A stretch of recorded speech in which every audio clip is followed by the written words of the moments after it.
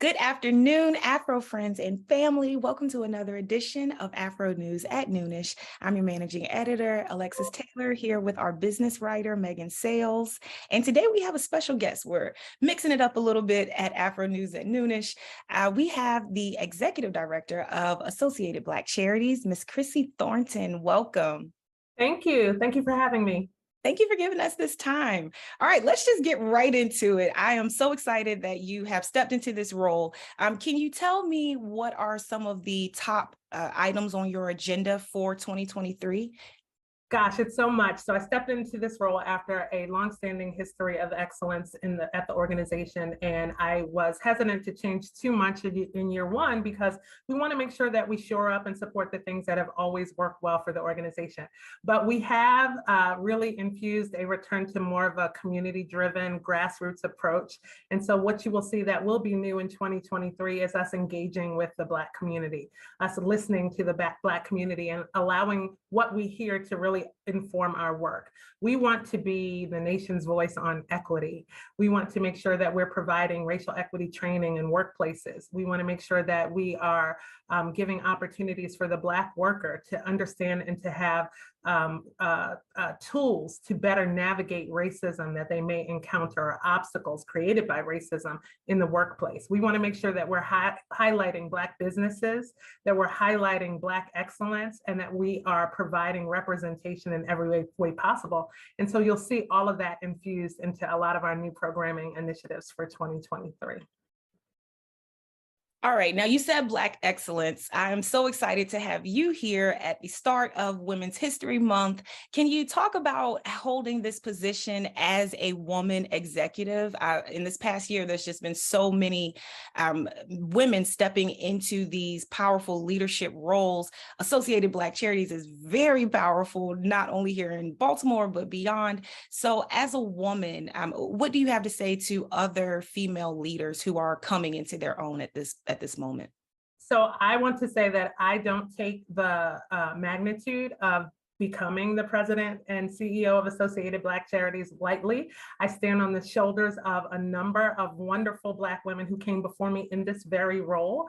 And I am just so fortunate and blessed to have been given the opportunity, I think, to drive the mission of the organization forward and to make change.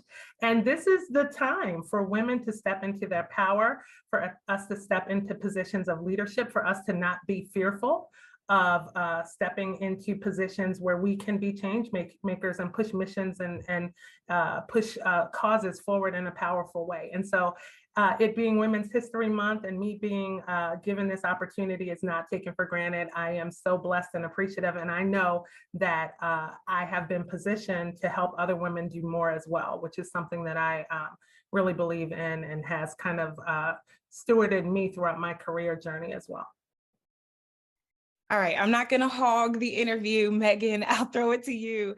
You can jump in here. Yeah, and Chrissy, I know we spoke before a little bit about how your parents were civil servants, and I wanted to know how they influenced kind of your career path or your career decisions. What impact did that kind of have on you? So both of my parents worked for the state of New York for the majority of their careers. My father, who's deceased, he was a senior court clerk for the New York State court system. And my mother actually retired as a superintendent of a New York State correctional facility. So she was a warden.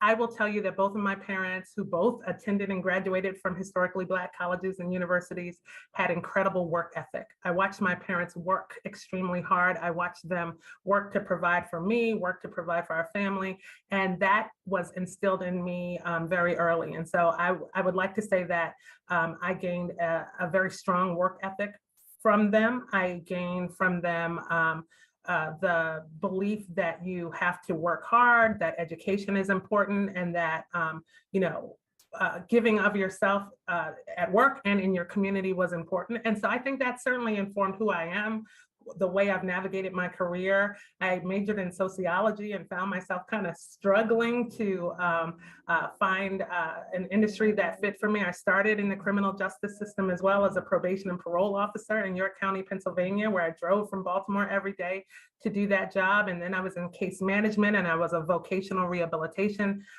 specialist. And I've done so many jobs within the health advocacy industry, really advocating for patients and marginalized communities. And I think all of that came from my parents being civil servants, proud of what they did, proud of their contributions, and instilling that in me as well.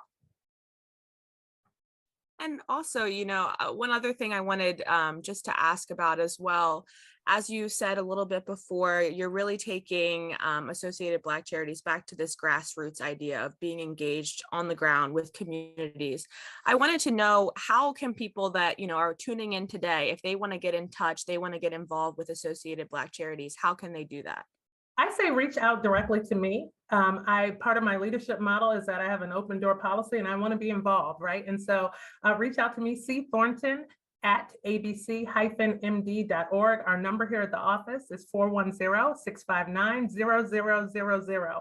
I want to be in touch with leaders, with community members, with people who have feedback, who have ideas. I want to be in a position to listen to them and to let them inform the work that we do.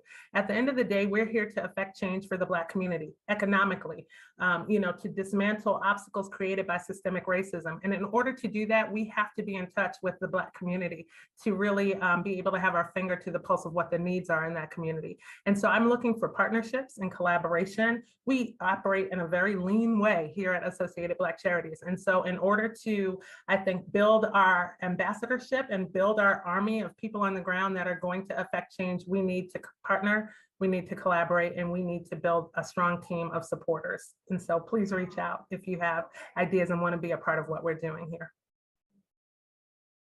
Well, thank you so much, Chrissy. It has been a pleasure speaking with you today. If you want to get to know Ms. Thornton a little bit more, you can check out Megan Sales' article. It is up live on AFRO.com.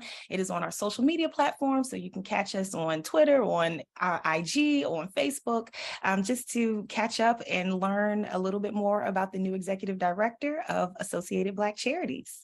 So thank you for this time. One more thing before you go. Sure. As a native New Yorker here in the Baltimore area, we have a column that we call The Thing I Love About Baltimore. Can you give us one thing that you love about Baltimore?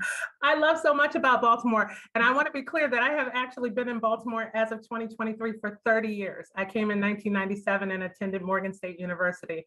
I love, this sounds so crazy, I love crab cakes. Is that a thing to love about Baltimore? But outside of that, right, and that kind of being my guilty pleasure, I just love the sense of community. I really love the opportunity to see Black people thrive in industries across the city. Black people step into positions of power in industries across the city. And I do believe that the opportunities that are available for us here in Baltimore will help us lead the way for change and have a positive impact on Black community and Black people. I love it. All right. Well, thank you so much for your time. You heard it from Ms. Chrissy Thornton herself. Reach out if you are interested in getting involved, if you have questions or concerns. She gave you the information and the number, so definitely reach out. All right. Thank you so much for your time. Thank you.